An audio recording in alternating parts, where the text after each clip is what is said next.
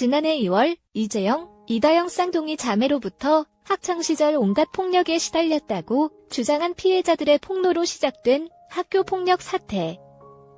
이는 배구계뿐만 아니라 사회전 분야로 확산됐고 지금도 큰 홍역을 치르고 있다. 한 지상파 방송사는 학폭에 연루된 배우를 겨냥한 사청자들의 불매운동으로 수백억을 쏟아부은 드라마를 방영 2회 만에 폐지하는 참사를 겪기도 했다. 쌍둥이 자매 사태 이후 한국 사회는 학폭에 대해 더 이상 과거의 일이라며 면죄부를 주거나 관용을 베풀어선 안 된다는 인식이 매우 커졌다. 그 과정에서 쌍둥이 자매는 대중들로부터 국민 밉상 수준으로 이미지가 크게 나빠졌다.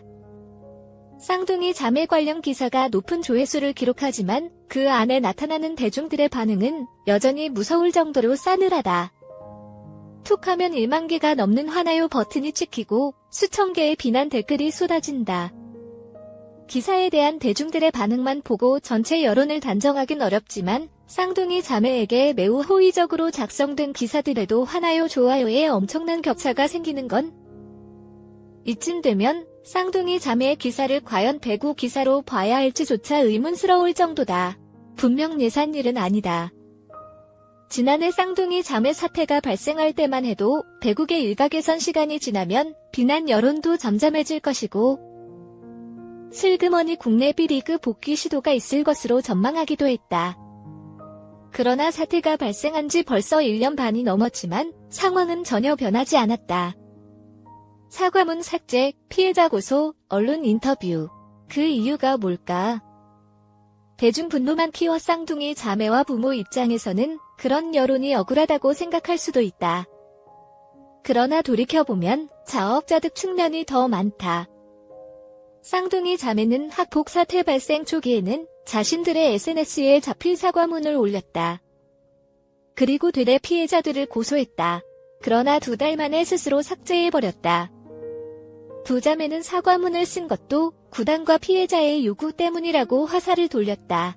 대중들의 비난 여론이 폭발했다. 결국 쌍둥이 자매를 끝까지 감싸려고 했던 흥국생명 구단조차 포기할 수밖에 없었다.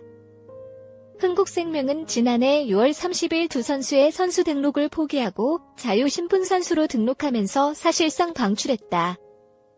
또한 구단 모기업 대표이사 명의로 대국민 사과문까지 발표했다. 팬들의 불매운동 조짐 등 엄청난 비난 여론을 흥국생명뿐만 아니라 한국배구연맹, 코보, B리그 모두 감당할 수 없었기 때문이다.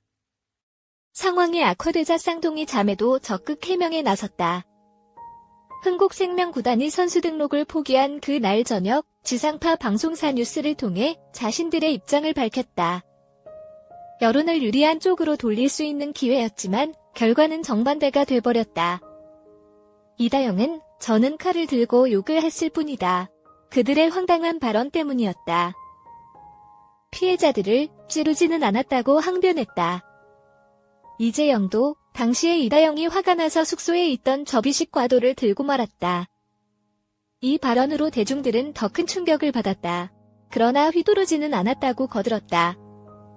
사람들은 쌍둥이 자매가 자신들이 무엇을 잘못한 건지 여전히 모르고 있고 반성의 기미도 보이지 않는다고 판단한 것이다. 너무 큰 패착 변호사들조차 쌍둥이 자매의 인터뷰 내용을 완벽한 패착이라고 꼬집었다.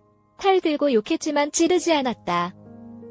한 변호사는 지난해 7월 법률 전문 매체와 인터뷰에서 두 자매가 인터뷰에서 칼을 들었다고 밝히면서 스스로 학폭 사실을 증명한 게 됐다고 설명했다.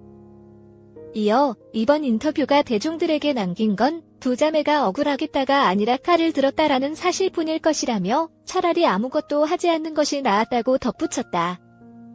대법원도 지난해 3월 특수협박 등의 혐의로 기소된 A씨에게 흉기를 들고 다가오는 행위를 피해자들이 인지하는 것만으로도 공포심을 일으키기에 충분하다며 피해자들이 현실적으로 공포심을 일으켰는지 여부와 상관없이 특수협박죄가 성립한다고 판결한 바 있다. 비록 다른 사건의 재판이지만 칼 들고 욕을 했다고 스스로 밝힌 이다영 사건에도 시사하는 바가 적지 않다.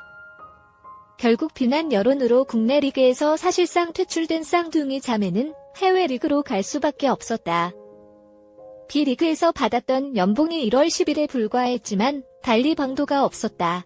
두 자매는 지난해 그리스 리그로 이적했다. 남 탓하기 민망한 자업자득 이다영의 24일 인터뷰 기사 이후에도 자신의 모교가 난처한 상황에 빠졌다. 국내 복귀 불가능 상태. 그가 감사하게도 모교에서 도와줘 야간에 개인 훈련을 했다.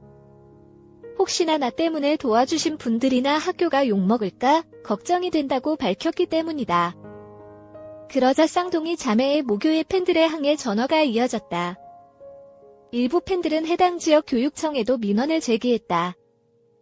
학생을 가르치는 학교에서 학교 폭력으로 사회적 물의를 일으킨 선수에게 훈련 장소를 제공하는 것이 사리에 맞지 않다는 뜻으로 풀이된다.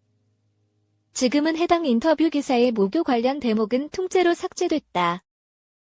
학폭 논란 발생 이후 쌍둥이 자매의 대응과 처신들을 돌아보면 학폭 사례 중 최악이라고 해도 과언이 아니다. 지금까지 국내 다양한 분야에서 학폭 논란이 발생했지만 학폭 가해자로 지목받은 당사자가 이런 식으로 대응을 한 사례는 사실 전무하다. 어떤 면에선 쌍둥이 자매를 국민 밉상으로 만든 당사자는 본인들과 그 주변의 조력자들이라고 할 수 있다. 결국 쌍둥이 자매가 국내 B리그로 복귀하는 건 사실상 불가능한 상황이 됐다. 국내 프로구단이 쌍둥이 자매를 영입하려면 배구단 유지는 고사하고 대중들의 불매 운동으로 무기여까지 휘청거릴 수도 있기 때문이다. 국내 복귀를 위해서는 쌍둥이 자매의 진정어린 사과와 피해자들의 용서, 그리고 대중들을 납득시킬 만한 처신이 먼저 선행돼야 한다는 건 두말할 필요가 없다. 그러나 그것도 때가 있다. 쌍둥이 자매에게 절실하게 필요했던 건 100마디 말보다 진정성 있는 책임감과 실천이었다. 그런데 이미 너무 멀리 가버린 건 아닐까.